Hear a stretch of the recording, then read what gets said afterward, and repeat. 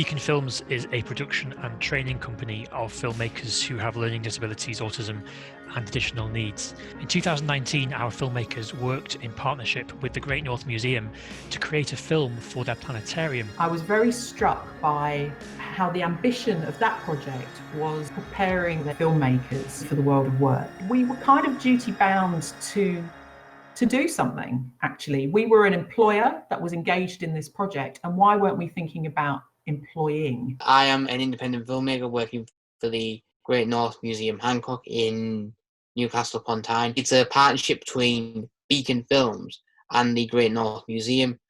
Creative Case for Diversity is an initiative started by the Arts Council, and it's a very, very significant one.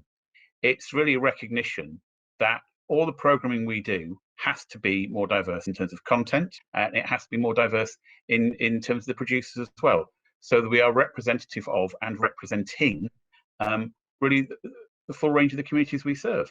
So when it came to thinking about the application process, we realised we'd have to redesign it from the ground up, making sure that all the application materials were in easy read. It meant having the most minimal amount of writing in the application process. It also involved running an open day with the museum before the application deadline. I like the fact that everything was explained clearly on the open day for the job interview, where we were made to feel relaxed and not made to feel tense. We had a really high standard of applications. For most people, it was their first experience of a job interview. In the end, Chris got the placement.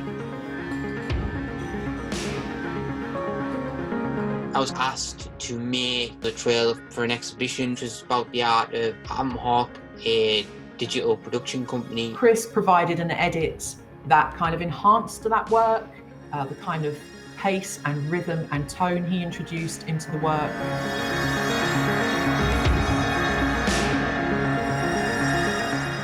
In March, the government decided that the country needed to go into lockdown because of the coronavirus. Having gone into lockdown, we knew that the audience would still want to engage with content. I would say the thing I'm most proud of is being able to create stuff for the museum while it was shut. As well as surveying the oceans, St. John collected zoological specimens to send back to his friend Hancock. One of these was the rare Japanese spider crab. I think one of the most crucial elements of how we ran this placement was the lead-in time that was necessary to plan with Chris what his access needs were. And Chris received funding from Access to Work to pay for a coping strategy trainer. Emma Tilney helps me develop my skills in other areas like writing emails, communication, doing like research.